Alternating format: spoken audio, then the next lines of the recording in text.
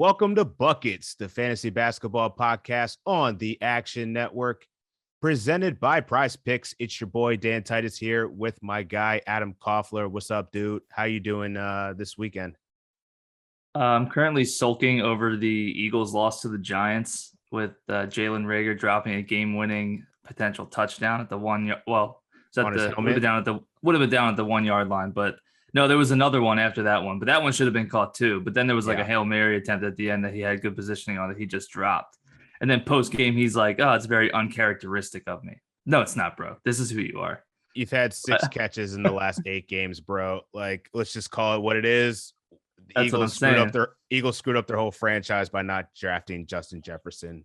Just is what it is.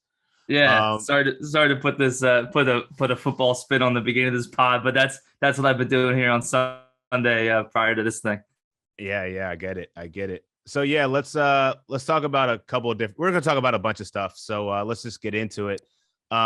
First thing I want to talk about, man, Anthony Edwards and how real this dude is. Unfortunately, the dunk of the year got taken away from us where he banged on Gabe Vincent. Stupid charge call. Totally ridiculous. But this dude is 46th overall in week 6, averaged 20 points, 8 rebounds, 4 assists, 2.5 steals, almost a block, 2.8 threes.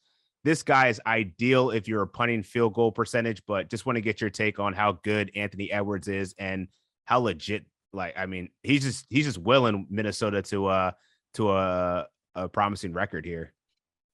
Yeah, I feel sort of stupid for this one because I wrote an article a couple weeks ago on some risers and fallers, and I called Anthony Edwards a faller because of a few bad games that he had. But clearly that's, he's the kind of guy that's going to go out there and just like fill up the stat sheet. He plays top 10 minutes in the league right now, young guy, got lots of stamina. And yeah, if you can stomach the field goal percentage, and a couple of turnovers, then, he's a better asset at this point than Luka Doncic when he's healthy. So, I mean, like, let's be real here. Yeah, he's real as fuck. That's all it is. Yeah. So another guy, man, I wrote in the show sheet here, Wood is rising. Thought that was kind of funny. But Christian Wood, I'm curious here. Daniel Titus has been out the last 2 games. We were talking about Christian Wood last week as one of the guys that rostered him. I've been really frustrated with him, so I've been looking to see when the right time to move him. I don't know if this is the right time or not. Are you selling or holding based off of his first game with Tice out? He had 16, 10, and 6 with 2 blocks in 32 minutes. And then he dropped a 33, 16, and 3 assists with 2 blocks in a 41-minute overtime victory over the Charlotte Hornets. Curious of what your thoughts are on Christian Wood. He looks a lot better playing the 5 than he did playing the 4 alongside Tice. Right. Tice has now picked up 2 straight coach's decision, did not play. So it's looking like he's out of the rotation. So if Wood continues to play the 5, he's going to continue to pick up these sort of stat lines. And like we talked about last week, his field goal percentage was down. Last week in 3 games, he shot 54% from the field. He had some cake matchups, but I think Christian Wood's really the heart and soul of this team. Not Kevin Porter Jr., not Jalen Green, at least yet. So I really like Christian Wood as a hold, or if you can still figure out a way to buy him, I'm interested in doing that too, because I think there's a lot he does for your fantasy basketball team. Feel that. So let's talk about a guy that you were really high on preseason. It's just totally coming to fruition. Dejounte Murray. And we also want to talk about a guy, LaMelo Ball, because these dudes are pretty much doing the same thing, man. They're putting up triple doubles. They're tied for 3rd in the NBA. They both put up, I think Melo put up 2 this past week and Dejounte Murray put up 1. But man, LaMelo is 5th overall right now in head-to-head 9 category leagues, and Murray is 14th. Man, that's got to feel good to have Murray rostered on your squad. Yeah, last 5 games for Dejounte Murray, he's averaging 20 points, 10 rebounds, 8 assists. And he doesn't turn the ball over. He's only averaging 2.4 turnovers per game in those games. Imagine if Russell Westbrook was putting up lines like that. You would also then see like 8-9 turnovers. Like Russell Westbrook puts up quadruple doubles, like with turnovers, bro. And now you got a guy like Murray coming into his own, and it's not just volume shit with him. Like it's efficiency too. He's shooting 45% from the field. Russell Westbrook, when he gets a triple double, puts up 25 points, he's shooting 35% from the field. That's why we see this guy as a top 25 player. This is only going to continue. I mean, they don't run out that many guys. The rotation is pretty tight, and there's not really anybody behind Murray that's going to take away minutes from him. And it's not like the Spurs are competitive every game too. They have a pretty bad record, but they're not getting blown out of these games. So Dejounte Murray's still playing 35 a game. So I like him a lot. Yeah, I feel that, man. And Russell Westbrook, no surprise, he leads the league in triple doubles with 5. But yeah, you're right. It's really those turnovers that really tank his value, where he's sitting, well below LaMelo and Dejounte Murray. Melo's really just because of his steals, man. He's just ripping people apart. So yeah, this next dude we're going to talk about here. I was along with Christian Wood. I wanted to drop him last week. Daniell Gafford. For those that don't know, Koffler and I do play in a couple leagues together. We happen to be playing each other this week, and I'm getting crushed right now. I'm getting crushed through Sunday, so we'll see how it shakes out by the time you guys listen. But tell you what, Daniell Gafford saved my ass for blocks, man. 8 blocks on Saturday. And Mikal Bridges, want to shout out to him too. He had 7 steals. So I think these guys are pretty much the stock guys of the week, man. Bridges is back in the top 50. And Gafford's had at least 2 blocks in 4 straight, including a double-double, and he flirted with 2 others. So I don't know. I think I'm going to be holding on to Gafford for the time being, especially with 4 games coming up this week. Yeah, blocks are one of those categories where if a guy is physically able to get you 8 blocks, there's no way you can get rid of that. That'd be like dropping a player who could go for 50 points. Yeah. Like you just don't, because just based on the percentage of how many blocks you're going to have in a week, 8, like some people only have like 25 team blocks in a week, right? That's 33% of your blocks right there. Daniell Gafford, can't drop him. You want to, but you can't. Wizards keep it close. The other team has a big man playing, and Gafford's more suited to that over Montrezl Harrell. You just can't drop a guy like Daniell Gafford. I know, like, you were frustrated with him, but I mean, look what happens when like you're about to cut loose on a guy. He goes off. Don't do it. Yeah, don't do it. But honorable mention to Mr. Derek White, who had 7 stocks in his last 3 games. So he's also killing it, and he was ranked as a top 30 player last week. Him and Dejounte Murray, man, that pairing, that backcourt, love it. Absolutely love it. Yeah, so let's go to a pretty confusing backcourt here. The Memphis Grizzlies, prayers up for Ja Morant. He had a non-contact knee injury, left the game on Friday. Don't have any kind of timetable yet for his returns, but we did see on Friday night, we saw a backcourt that had Tyus Jones 20 minutes, Desmond Bane 24 minutes, Dylan Brooks 20 minutes, and D'Anthony Melton 20 minutes. I mean, which one do you want to roster out of these guys, or is this going to be a committee type of backcourt until Ja Morant kind of comes back to the court here? Yeah, this is interesting. And the Memphis Grizzlies, I guess, coaching staff or medical staff is known for very wishy-washy timelines. They did this last year when Ja Morant got hurt, and everybody thought he was going to be out a while, and he came back in like 3 weeks. I think it was the ankle.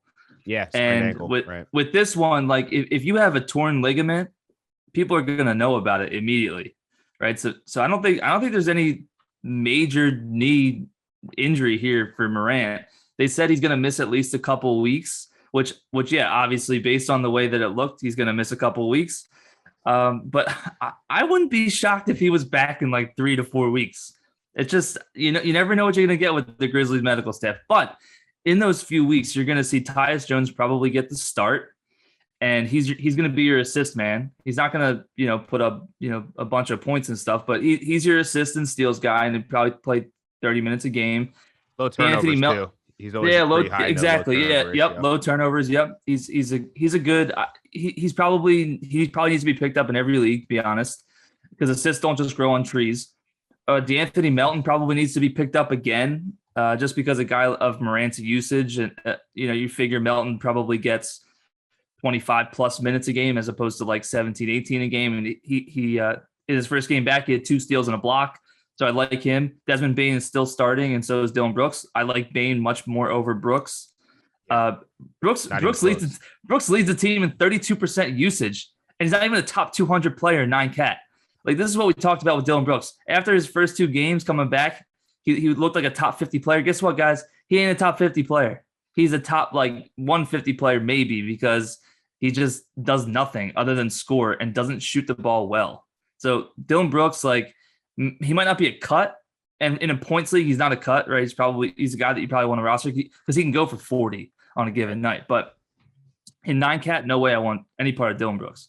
That's fair. So another guy that just returned to the court, Joel Embiid, came back monstrous, 42 points on Saturday night, in an unfortunate overtime loss to the Minnesota Timberwolves. But I want to talk about Tyrese Maxey a bit, because we saw in crunch time, Maxey kind of deferred a bit, which is what he wasn't doing when Joel Embiid was off the court. Maxey as the number 2 guy seemed to work a lot. So I'm just curious if you think that Tyrese Maxey's value is affected or how it's impacted by the return of Joel Embiid.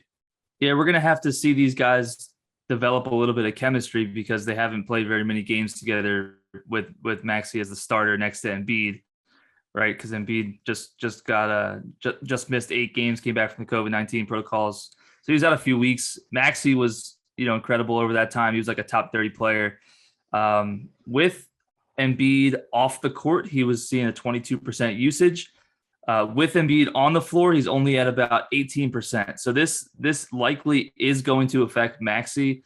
The assist numbers will probably go up for him. I think he had 9 in Embiid's first game back. So he's going to be dishing the rock more, getting it down low to Embiid and just getting him, more touches. But the scoring is going to go down. But he's not a guy who's going to turn the ball over very much. And you figure the percentages aren't terrible. So he's still a guy I want to roster, but temper expectations moving forward for Tyrese Maxey. Yeah, I agree. I think it's really going to be the points that we're going to see drop a bit. He did finish with 15 points on only 33% shooting, but he did have 9 dimes, just had 4 turnovers. So we saw that indecisiveness towards the end of the game. Definitely has to get up that chemistry with Embiid. So I think we'll see. I mean, because he's been really good, in terms of assist to turnover ratio.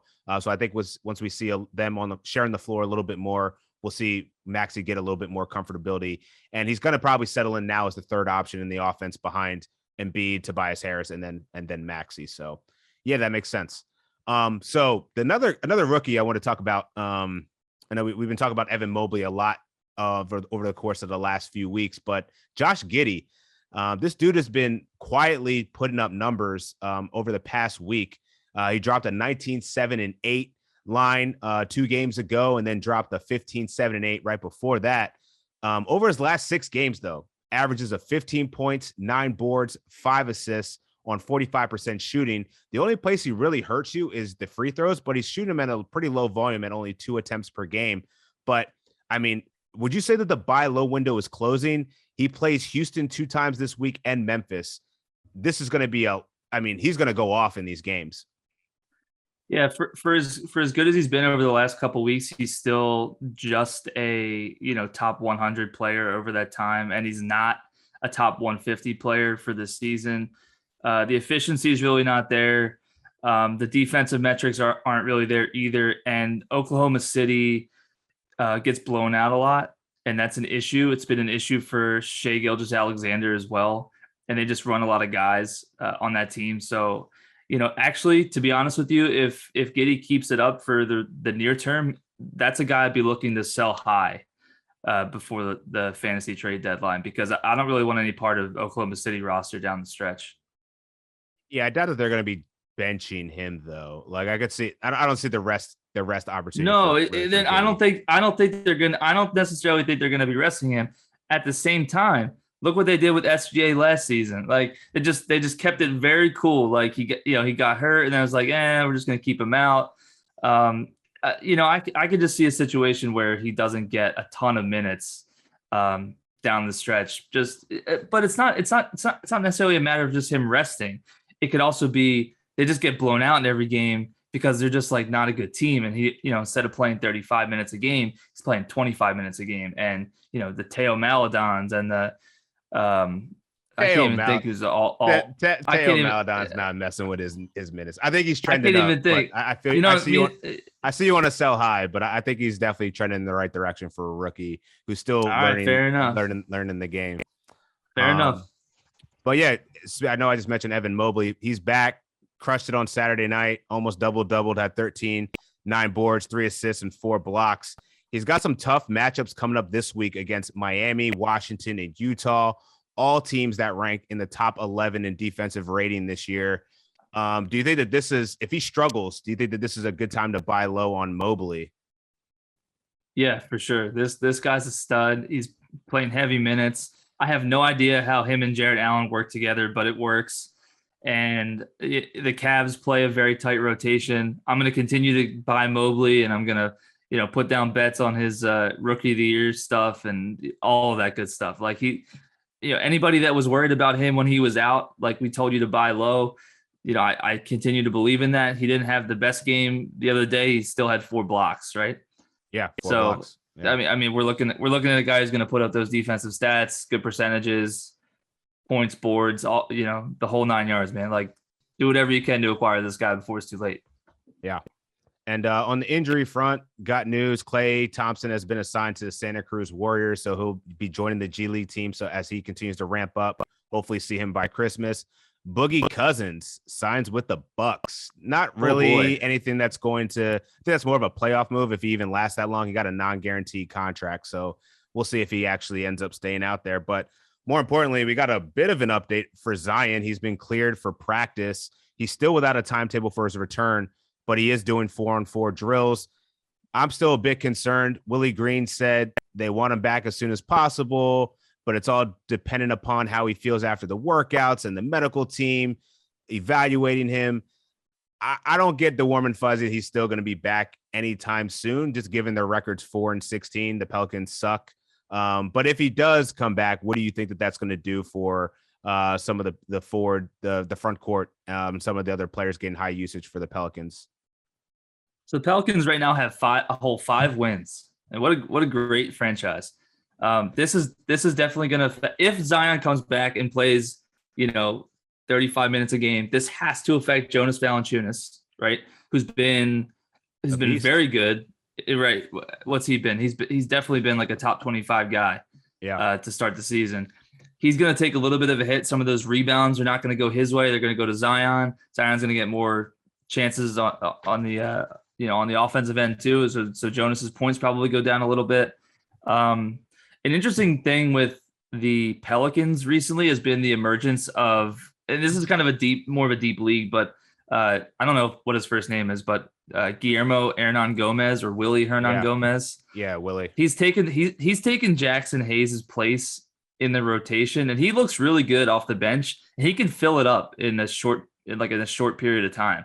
So he's a guy, speaking of the Pelicans, a guy I like as a streamer here moving forward, as long as he stays in the rotation, because he's going to play right behind Jonas. He's not going to play alongside Valanciunas very much, but if he gets 20, 22, 23 minutes a game, he's definitely capable of filling it up, and he's a guy I like as a deep league stash right now. Yeah, he was pretty valuable in the playoffs last year. He got a couple of games where he just racked up a ton of rebounds, usually shoots a pretty good field goal percentage. So yeah, I think that's a good call there. So one to get into, so we're going to have a new segment called the top bucket getters of the week. Pretty much is going to show you or tell you who the top point getters were. And then we'll get into our prize pick segment. So Trae Young tops the board with 31.3 points per game. Luka dropped 29.5 over the past week. Durant is right behind him at 29, and Devin Booker leading those Suns 16 wins straight, man. Crazy. 27.4 points per game. And then finally, Russell Westbrook, 26.5 points. We see the tale. It's interesting you mentioned the Suns and the Lakers here, because the Suns are cooking, absolutely demolishing everybody, whereas the Lakers can't even beat the freaking Sacramento Kings in triple overtime. So yeah, it's probably a bad sign for the Lakers when Westbrook is their leading scorer. What do you think? Hold on. Let's go back to that. You said the Sacramento Kings beat the Los Angeles Lakers. Guess what? The Lakers were at full health. LeBron, AD, Russ. Sacramento was missing their 2 best players, arguably their 2 best players. right? Rashawn Holmes and Harrison Barnes. And that's a little bit of a slight to De'Aaron Fox. I'm sorry, definitely a slight to De'Aaron Fox. That's definitely a slight to the homie. Okay, so two of their well, and Tyrese Halliburton too, right? Yeah. But I mean, the Lakers should not be, and I know it's the regular season, but like LeBron has been going hard every single regular season game. He's playing 36, 37 minutes a game, and they lose to the Kings. That's unacceptable. And this Lakers team is not going deep in the playoffs, as currently constructed, with Russell Westbrook playing alongside LeBron. Just not happening. Yeah, as good as Anthony Davis has been in fantasy, in reality, it is just not working. 16.7% on threes, worse than NBA history by any player with 2 attempts per game and 20 games played. 38.3 on the mid-range, worse in the NBA by any player with 100 attempts. 33% on jump shots, worse in the NBA by any player with 150 attempts. Just garbage, man. Garbage. And I saw a stat somewhere where Habistro said something about LeBron having like a minus net rating. I don't know. This Lakers team is a mess. I think they'll get it together. They have a lot of new contracts, veteran players mixed with young players. It's going to take time, but yeah, this team sucks. You can't just be losing to the Sacramento Kings. That's bad. So we're back. We're going to talk schedule a little bit. The Detroit Pistons only have 2 games as well as the Lakers. So, yeah, not much streaming opportunities for those teams. We're seeing Killian Hayes is looking like he's going to return to the lineup for the Detroit Pistons. Not really going to matter much. And then LA, given that they only have 2 games, I'm not expecting LeBron to rest any. And then we'll see if they can right their ship. But 4 games on the slate for Cleveland Cavaliers, Dallas Mavericks, Houston Rockets, Clippers, Miami Heat, the Pelicans, the Portland Trailblazers, and the Washington Wizards. Everyone else has 3 games. Let's get into some of the waiver talk, man. Real quick, just want to go over a few players, quite a few players, 5 players that are under rostered right now. Alex Caruso, been touting him since day one, only 59% rostered, yet he is ranked 50 in 9 category head-to-head leagues. Matisse Thybulle, 53% rostered, currently ranks 39. This dude is a steals and blocks monster. If he's out there on your waivers, he can single-handedly help you win that category. He's essentially Nerlens Noel, but he's guaranteed to get minutes. Facts. Pat Connaughton, surprisingly, still only 47% rostered. He's currently 78th overall. Has kind of tailed off a bit once Drew Holiday returned, but he's still doing work. Had dropped 20 points with 4 3-pointers, some peripheral stats as well in his last game.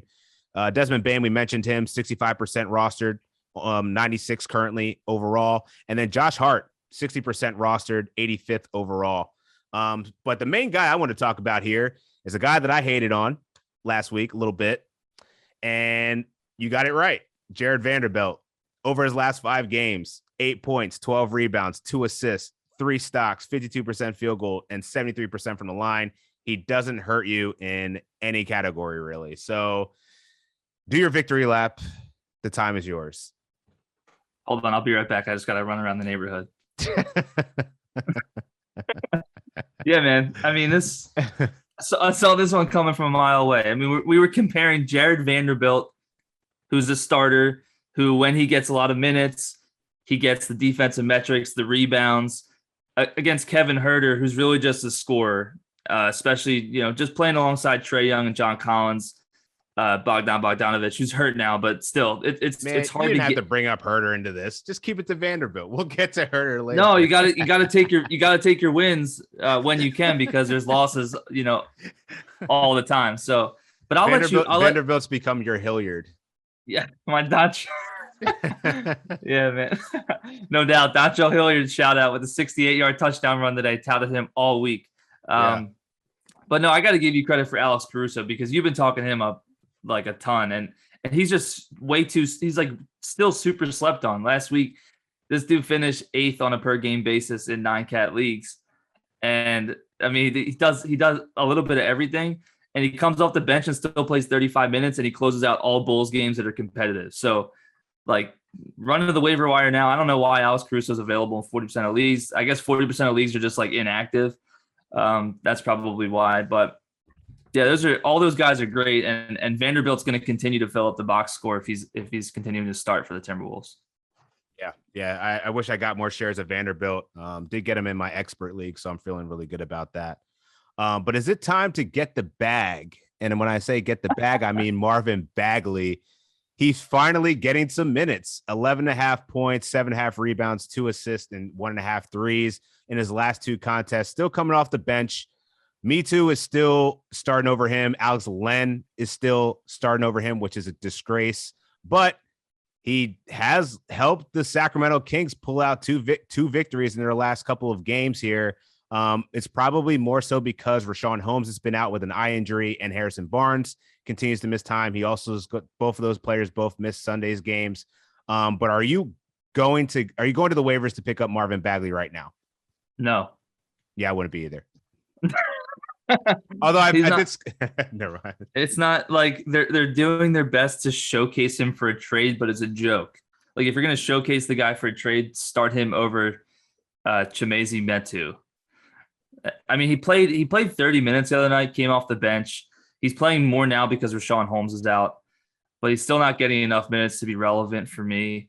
And they can really trade him any moment. He's not going to go to a team and become fantasy relevant all of a sudden. I just don't see that. It's the same thing with like people, John Wall all of a sudden wants to come back and play. He probably just like misses playing basketball. So, and he's still getting paid, right? He just wants to play basketball.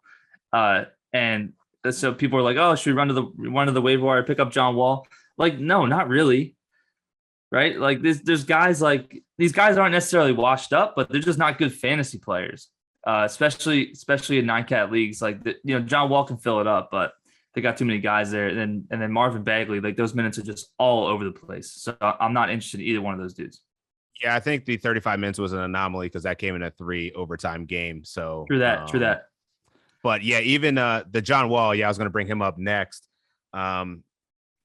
He's making $41 million a year to sit literally courtside. It's wild. So, like, I don't even know why he wants to come back. Like, maybe he is itching to get back on the court, but it's not like Houston is good. And they've already committed to their youth movement. The only benefit to picking up John Wall right now is if Jalen Green would be out any extended period of time with a hamstring injury. And if anything, KPJ, Kevin Porter Jr., like, I wonder, they're kind of going to cannibalize each other. Like, I don't really see how John Wall fits when they're kind of a similar skill set. Just one guy is more of the scorer. I don't know. Maybe you kick KPJ to the 2. I don't know. I'm staying away from it. The 2 Houston Rockets I would target, though, Jae'Sean Tate and Alperen Sengun. With Daniel Tice, we talked about earlier, with him missing time and being out of the rotation, it's finally time for Sengun to get some time, man. This dude has been balling. Anytime he gets minutes, his per minute averages are sickening. He's just got to get time on the floor. And I think that they're finally signaling this youth movement. So yeah, stay away from John Wall. Don't believe in it. Look into Jae'Sean Tate and Sengun. Can I fry you real quick? Yeah, go ahead.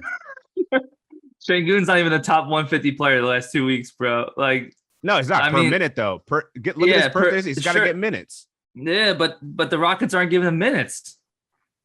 They're coming. They're coming. Okay. They're coming. All right. I'll take Vanderbilt. I mean, I would definitely take Vanderbilt, but just saying, per 36 number, 17 points a game, 5 assists, 9 boards, 2.3 steals, and 1 block. Come on. Yeah, they're coming. He's like 49% from the field goal. He's essentially Daniell Gafford. He's a scoring and passing Daniell Gafford, but sure. I'm mad at it. But that's definitely a stash that you'll want to keep an eye on. Maybe not now for those in shallow leagues, but deeper leagues you definitely want to take notice, man. He's I'm okay with that. All right. Yeah. So we mentioned it before. I was hyped up on Kevin Huerter, the red rocket, red rifle. No, that's Andy Dalton. Red rocket, red something. He's got red hair. That's all you need to know. Yeah. AKA, I probably don't want him on my fantasy team. That's like rostering Matt Bonner. No. But yeah, like Huerter, he didn't last for me very long. I dropped him on Sunday night because I needed other guys to catch up. He's not going to do much for you, but I think he is going to get more opportunity here. Bogdanovich left Saturday's contest with a ankle injury. Didn't look good. So there's a very good chance that he could see 30 minutes just by default of DeAndre Hunter and Bogdan Bogdanovic being out of the lineup for a few games. And so Huerter might still remain somewhat fantasy relevant. Just expect that he's primarily going to help you in threes, points, and a little bit of assists and rebounds, but not much on the defensive end. You brought up a good point on something that I want to touch on, and it's a mistake that I've made before, and it's playing the volume of games as opposed to picking up guys that will have long-term value. And we've talked about this before. There's short-term pickups and then there's long-term pickups. Like Jared Vanderbilt is the long game. So if you have to sacrifice only getting 3 games out of him the week that you're picking him up, as opposed to another guy who plays 4, like you want Jared Vanderbilt because you want him as part of your roster, the next week. And then there's guys that are streamable because of the amount of games they play. And it's just something that I struggle with. But when there's a guy getting an opportunity, you want to make sure you pounce on that and don't let somebody else get a hold of that. Yeah, I think most people probably thought Jared Vanderbilt was probably a short-term pickup, but he's become a long-term pickup at this point. So yeah, totally agree with that. Another guy that I think might inch into, no, probably not. We'll see. Malik Beasley. Patrick Beverley is going to be out for 2 to 3 weeks. They're calling it with a groin strain. Beasley, we know what you're going to get out of him. It's usually low field goal percentage, but he does give you a lot of 3-pointers and points. We'll also give you some steals as well. So be on the lookout for him. He's gone off on a couple of games, had a dud on Saturday night, but could definitely see him getting more usage coming up with Pat Bev out. And then you also have Alec Burks. The Knicks are in shambles right now. Their starting offense is trash. Derrick Rose has been out with an ankle injury. Kemba Walker's resting. Alec Burks got the start at point guard on Saturday night, and he cooked 23 points, 6 rebounds, a couple of assists, but he's actually putting up really good numbers over the last couple of weeks. So this is a guy that I would certainly pick up as a short-term pickup, but he could actually end up having more value. Yeah, I think he looks really good. He's only averaging 1.1 turnovers in his last 7 games, playing 27 minutes a game. So super efficient player. Like him a lot. Let's also talk about Royce O'Neal. You constantly cook me for gassing up Royce O'Neal, who's been Nick Batum. I mean, Nick Batum's kind of gone to the wayside a little bit, but Royce O'Neal's a top 60 player the last 2 weeks. Just fills it up in every which way. Only averages 8 points a game, but again, 9 cat leagues doesn't matter as much. 2.7 steals and blocks per game over the last 7. So like him as well. Yeah. You want to go over a couple of drop guys, starting with Chris Boucher. Is it time? You cutting bait? Yeah, man. Because here's the problem with Chris Boucher. He's still 50% roster. That's just mind-boggling to me because the Raptors even have one of their big men miss a game. Like Kem Birch has been out the last couple of games, and Precious Achiuwa has been stepping up into the starting lineup. And we expect Chris Boucher is going to get minutes behind him. Not really. Like Nick Nurse just doesn't trust Chris Boucher, and he's playing one game he plays like 14 minutes, and you're like, oh yeah, 14 minutes. Next game he's going to play 20, and the next game he plays like 7. And you just can't. I understand this whole per minute thing. Okay, then take your shot on him in DFS. But for season long like that, it's hard to have a guy like that on your roster just taking up space when you can go out and get yourself a Jared Vanderbilt, go get yourself a Royce O'Neal.